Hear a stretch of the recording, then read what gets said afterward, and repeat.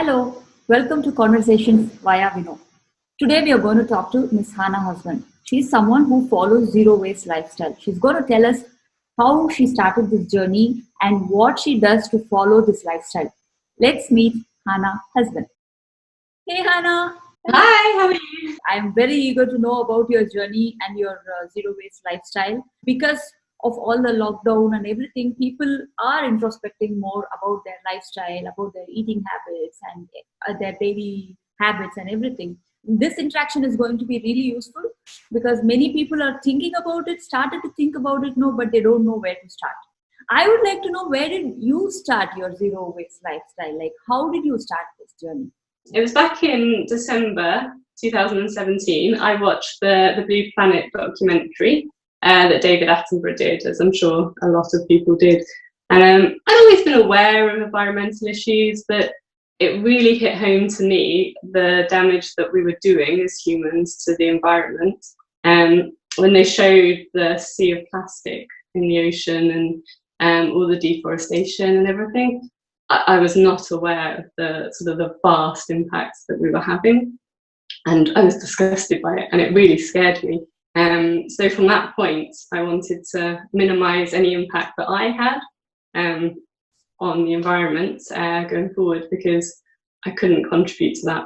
So a documentary led you to this lifestyle. That's wonderful to know, because there are so many things available on TV, but not everything is bad. Not everything is useless. There are certain useful things that change people's lives. When you actually started this journey, how easy was it? After watching the documentary, I went around my kitchen and I had a look, and all I saw was plastic and packaging and everything. And I realised it was quite a big task that I had ahead of me. So I felt a lot of guilt at this point. I felt very guilty for the way I've been living so far. And I thought, I've got to change everything. My whole life has to change. And that was definitely the wrong approach to take. So I tried to do too much. I got overwhelmed. I felt like I was failing all the time. So from that point of view, that bit wasn't easy.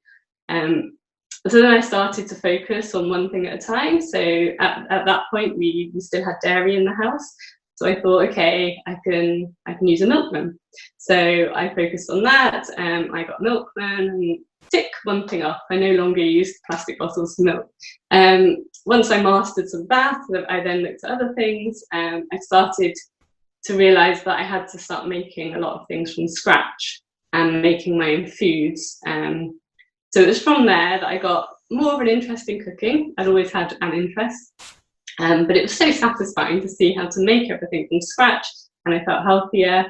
So that was sort of the route I went down, and it was from that I managed to reduce a lot of the waste that I caused. Okay, so when you say that you started making food from scratch and when you started making a lot of changes in your lifestyle, it sounds very time consuming. People are very busy these days. People actually say that they are too busy. How do we find time to make all these at home? I get it. So I work part-time and I have 2 children under 5. So we've got a lot going on in our house. It can be time consuming, but I think what you need to do is not look at the whole task that you have. So for example, I make a lot of jam, this chia jam, which you might think is time consuming, but it uses different components. So whenever I get 5 minutes, I'll make some applesauce. I'll put it in the fridge. It's there ready for when I need it for the next stage. So I don't think, I've got to have a spare hour to do whatever it is I need to do. I try and break it down into lots of little jobs, and then whenever I get the chance, I do it, and get the family involved. My girls, they love to help me. They really, sometimes too much. But it's great for them, and they get involved, and it's me spending time with them, which I would maybe be doing other things. And I managed to drag my husband onto the journey as well, so he's fab. He helps a lot. So you can get people to help you as well, which is really good. My husband makes all the milk in the house now.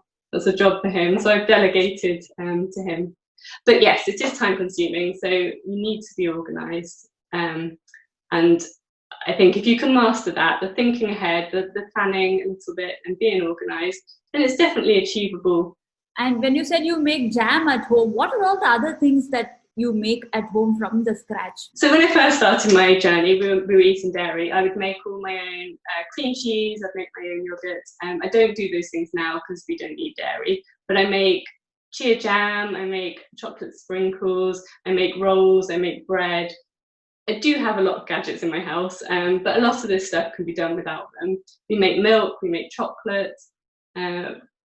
We've just started with lockdown. We found we had time, so we've got a big vegetable patch now, and we've got radishes at the moment, our first homegrown produce, which is amazing.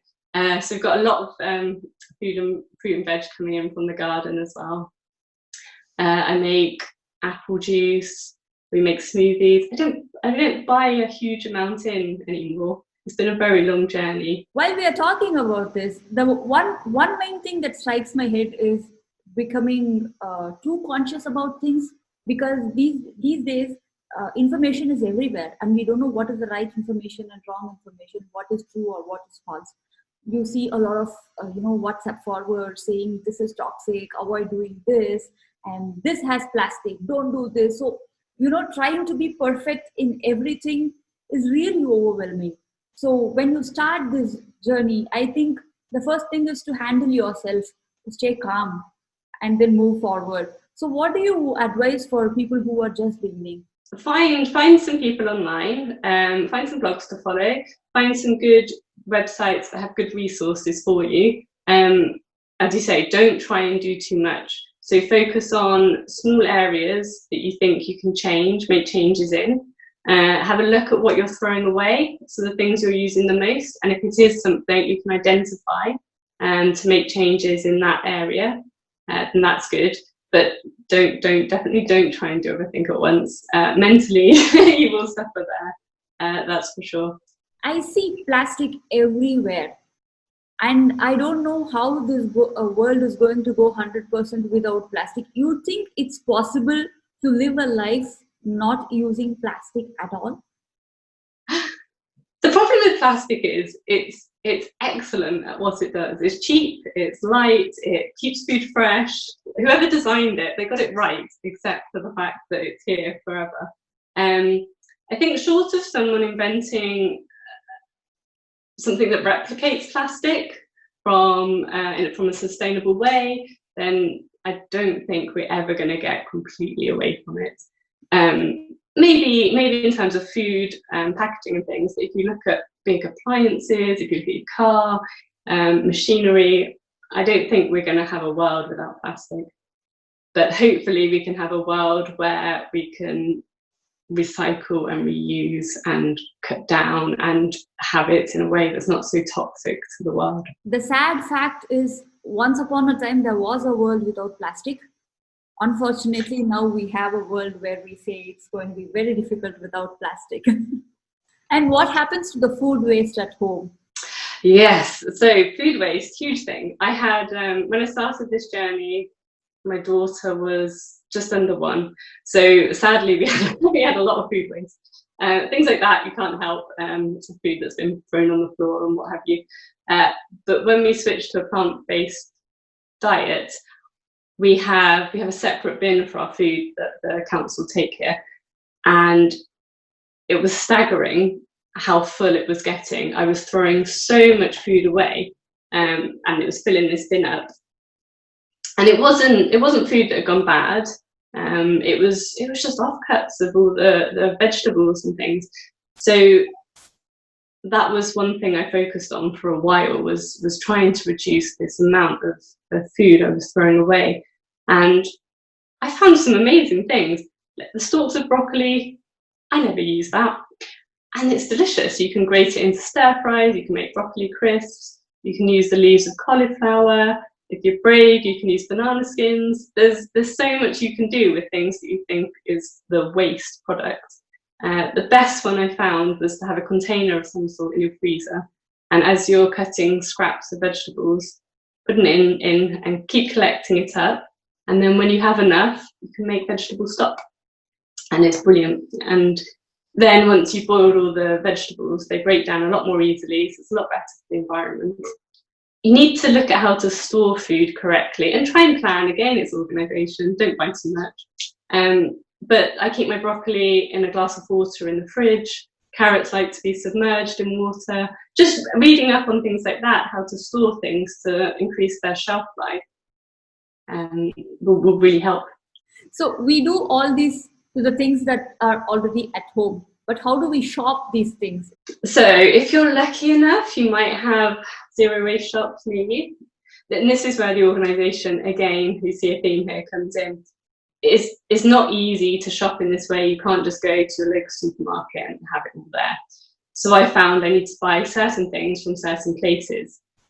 So as I say, I'm lucky we have a lot of zero waste shops nearby, so we get a lot of our ingredients there. I don't go to your average supermarket hardly at all anymore. And I have a few good online resources. I need to do more of this on my blog, but I did start for a while of sort of identifying where I get my ingredients from, to help with the people who don't have things near them, to find online shops. Because when I started this journey, I was spending hours and hours Googling on the internet, trying to find where to get plastic free, finding it, thinking that's an okay reasonable price, finding out the shipping was £7 for one item, then having to start again. So as I say, at the beginning, if you can find some good online resources and stick to them. How easy is it for people who live a life in budget? So, yes, so this can be a very expensive lifestyle. It can also be very achievable within a budget. So I found that there's quite a few things that are a lot cheaper if you can get hold of them unpackaged. Spices are incredibly cheap, and when we buy them from a supermarket and they're in those little glass bottles and you get a small amount of spice and you're paying for that glass bottle that you don't need and are probably going to throw in the bin. A lot of dried stuff actually isn't more expensive. It takes you time to use it as you have to boil it. Greengrocers are incredibly cheap. I think a lot of these places will then stock the organic ingredients. So then when you compare it back to the supermarket, it's going to look more expensive. But that's not always the case. You can find the things. Hannah, thank you so much for your time. It was really inspiring. I hope many of us will start our journey right now. You're very welcome. It was lovely to talk to you. Lovely talking to you. Thank you.